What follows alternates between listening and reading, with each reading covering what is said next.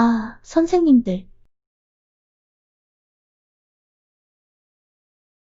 선생님들, 안녕하세요?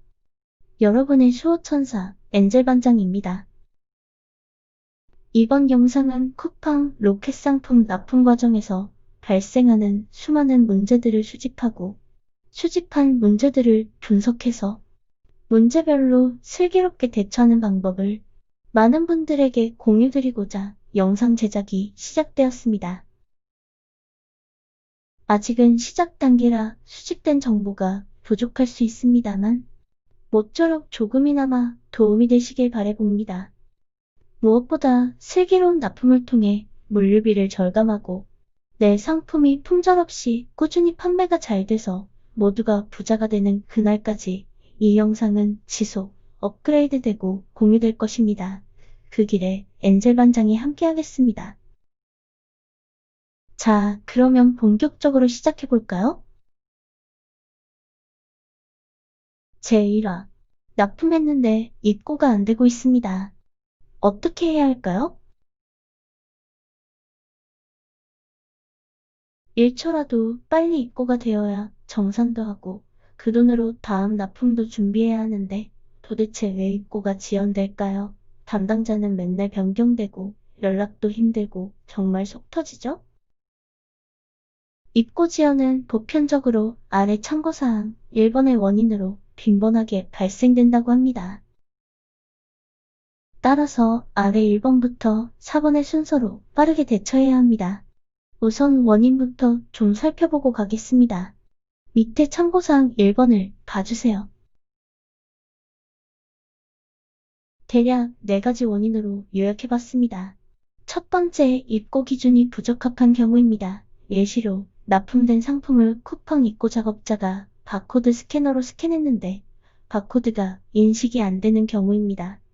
그리고 배송 과정에서 상품 박스가 훼손된 경우, 그리고 소비자에게 의무적으로 고지해야 하는 한글 고시사항 표기가 없는 경우, 또는 해당 상품이 제조관리, 유통관리 상품이라 쿠팡이 요구하는 날짜보다 좋은 상품이 납품되어야 하는데 그렇지 못한 기준 미달 상품이 배송되었기 때문입니다.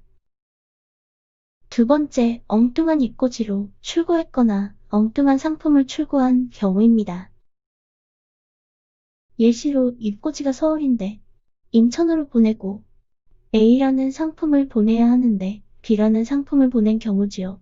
이 경우에 해당되면 회송당한다고 생각하시면 됩니다.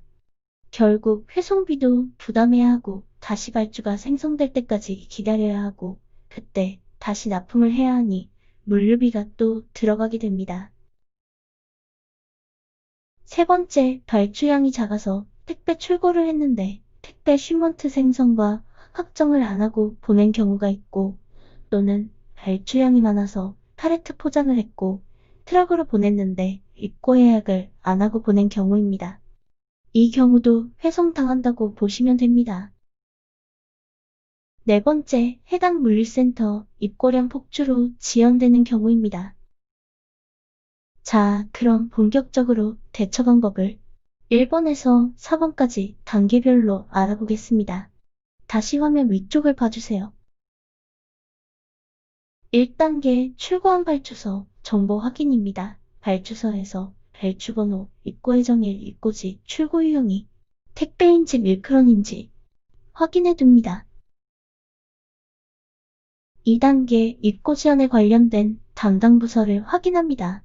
총 2개 부서이며 해당 물류센터, IS팀, 그리고 서울 본사에 있는 인스탁팀의 발주 담당자입니다. 담당자 찾는 방법은 잠시 후 따로 말씀드리겠습니다.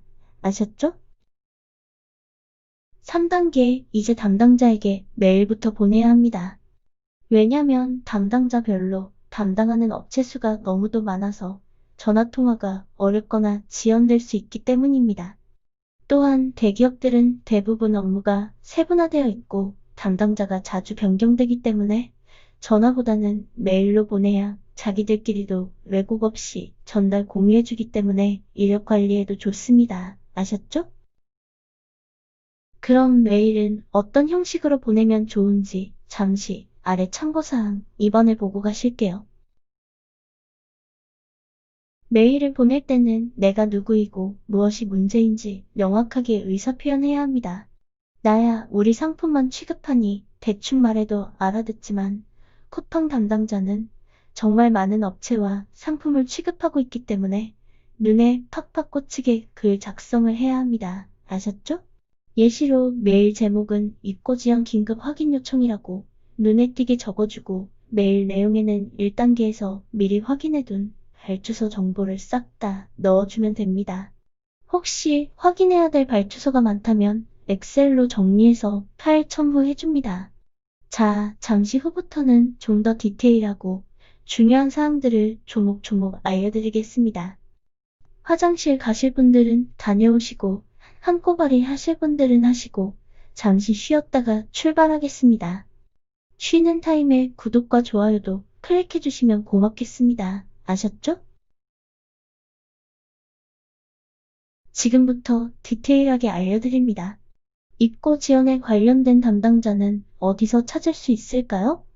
우선 물류센터 IS팀은 서플라이어 허브 공지로 가셔서 검색창에 연락처를 입력하고 검색하면 됩니다. 그리고 첨부 파일을 다운받습니다. 입고 예약 이외 문의 칸에 있는 메일 주소가 IS팀 단체 메일입니다. 참고로 옆칸에 있는 입고 예약 문의 메일은 입고 예약에 문제가 있을 때 사용하는 단체 메일이니 이번 입고 지원과는 별 상관이 없습니다. 아셨죠? 다음은 발주 담당자 찾기입니다. 발주 담당자는 발주서를 클릭하면 발주 담당자 칸에 표기되어 있고 이름 옆에 괄호 안에 있는 영어가 메일 주소입니다. 뒤에 골뱅이랑 쿠팡.com만 붙이면 됩니다. 아셨죠? 또한 서플라이어 후 공급 상태 관리에 들어가 보면 내 상품별로 담당 MD와 담당 발주자가 표기되어 있습니다. 그리고 아까 입고 지연 원인을 알아봤는데요. 그 중에 바코드 인식이 왜 안 되는지 케이스를 물어보니 보편적으로 흰색 바탕에 검정색 바코드는 문제없이 인식이 잘 되는데 그림과 같이 색깔이 들어간 바코드는 간혹 인식이 안 되는 경우가 있다고 합니다.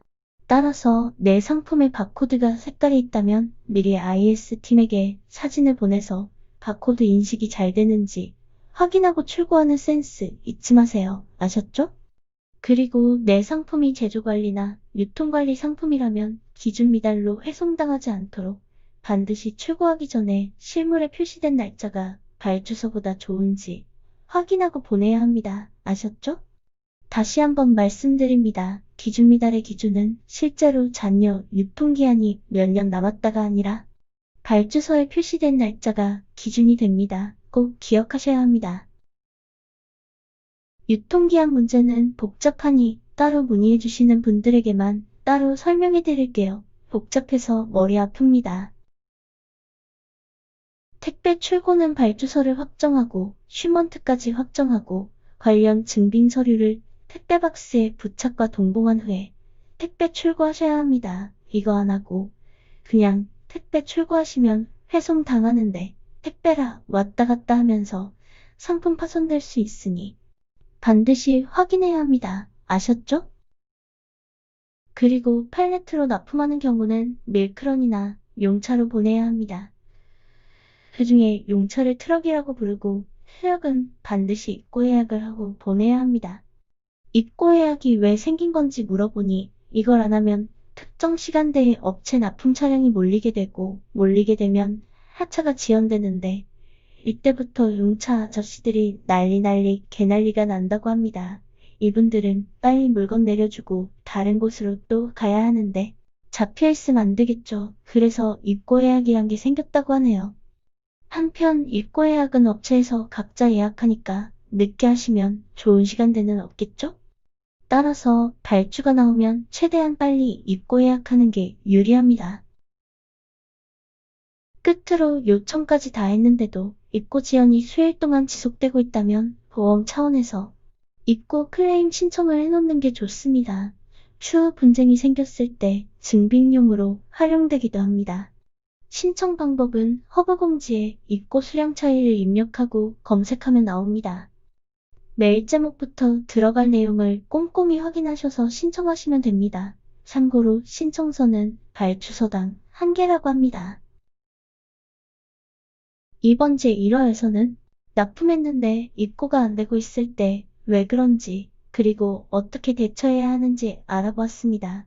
도움이 좀 되셨는지 모르겠습니다. 혹시 더 궁금한 것이 있다면 댓글로 남겨주세요. 빠른 시간 내에 답변 드리겠습니다. 지금까지 엔젤 반장이었습니다. 고맙습니다. 아참, 다음 2화에서 다룰 주제입니다. 발주서 분리할 수 있을까요? 발주량이 박스 입수와 달라서 맨날 박스갈이 해야 합니다. 방법이 없을까요?